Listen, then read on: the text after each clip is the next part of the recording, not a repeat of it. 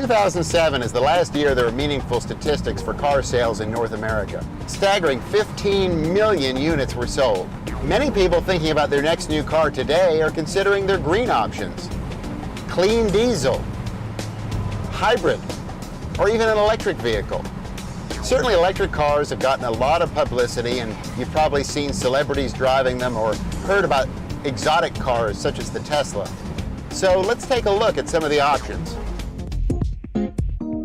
So Josh, explain to me, what are we looking at here exactly in terms of this display? It's got miles, kilowatts. Right. Explain it to us. Yeah, I mean, the first thing you'll notice, for example, is we've got the standard switchgear.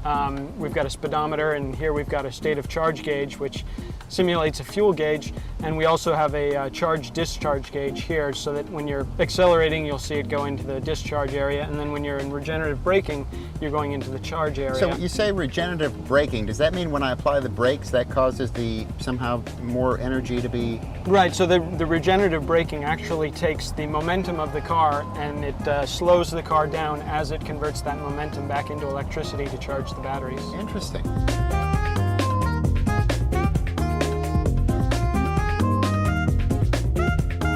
Tom, and what is the potential market for electric vehicles? Well, that's a good question, because so many people assume that, we're in the electric business and our business is to take away their gasoline car, and that's not it at all. I mean, I don't think we'll ever have 100% electric vehicles. Well, we certainly won't unless people really want to buy them. But I see the near-term target being 20-30%, because that's the number of drivers who can get along perfectly well with the range of an electric vehicle of 100 miles or so. Would you think initially it's more of an urban consumer that would be using the electric car? Well, yeah, it's a person who lives in the suburbs or even in an urban area, and the easiest sell is somebody who has a house where they have off-street parking and they can plug in their car where they live. At the end of the day. At the end of the day. Prior to. And somebody who drives, less than 100 miles a day, which is a very large subset. It's almost everyone, in fact. And somebody who maybe has one or two cars in the household, so that if they do need to take a long trip, they don't have to worry about it. They can take their other car. Right. So just that group of people, you're at 20 or 30% of the market. The all-important question I would have would be the range left as I'm driving an electric vehicle, or really any vehicle.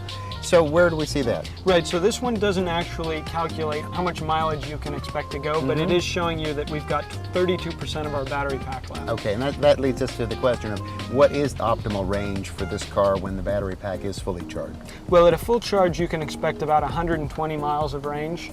That's mixed city and freeway driving. And so a good rule of thumb is that however many percent you have is how many miles you have left. Where are electric vehicles at in the U.S. now, and where do you see them in 5 years? Well, right now there's probably 2,000 or 3,000 electric vehicles on the road, and some of those were built some time ago, and the others are either the Tesla or the Mini E right now. And essentially that's zero in the scheme of things in the automotive realm. But I see the market increasing year over year, and 5 years from now I think there'll be, maybe up to 1% market share. And that sounds small, but the hybrid took 10 years to get from 0 to 3% market share. And the electric car is even a more radical change than the hybrid. So it will take time, but don't forget 1% of the U.S. market is well over 100,000 vehicles. So it's a lot of cars. I like the instrumentation layout, and it seems like this is a vehicle that will be very easy to learn how to operate and to use on a daily basis. And that's right. If you know how to drive a car, you know how to drive this one. And as I have clearly, can demonstrate, if I can figure out how to drive one of these cars, anybody can.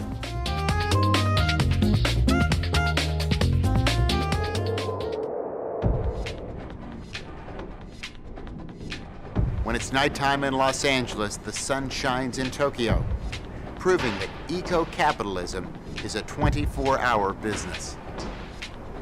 How long has Sanyo been in the battery business? We start the production and sales of rechargeable nickel-cadmium battery since 1964.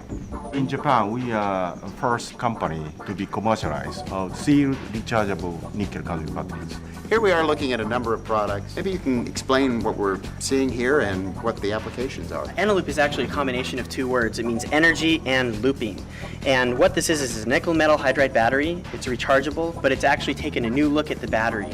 What it does is it combines all the benefits of dry cell batteries with the benefits of rechargeable batteries, which means that it comes pre-charged, ready to use out of the pack, which has been a disadvantage to rechargeable batteries in the past and actually discouraging people from using them. It now comes pre-charged, ready to use, and it's actually rechargeable up to 1,000 times. And not only that, but the envelope has been designed in such a manner that it's fully recyclable at the end of its life cycle. I understand Sanyo's solar panels have the highest conversion rate in the industry.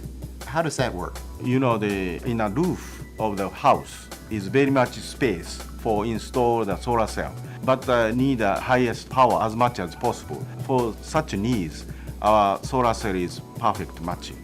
Storing electricity that's generated via solar is a sort of a market we see as being something with great potential.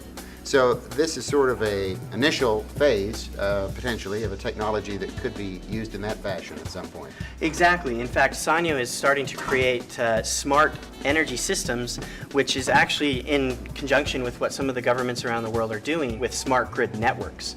And what that means is that they generate electricity using renewable energy sources such as solar panels and using solar light to do that, and then converting that energy into storable energy, putting that into batteries like lithium ion, and Sanyo makes high capacity lithium ion batteries that would be used in that system. And then what they do is they can store that energy for use later, or they can use it to offset costs of peak energy times during the day, which will help level out the electricity bills. Basically, it makes the unit more independent for energy purposes, but does it in a very renewable way. How have these initiatives impacted Sanyo's performance and mindset? The energy or environmental portion is growing compared with others, not only for the revenue, but also profit point of view.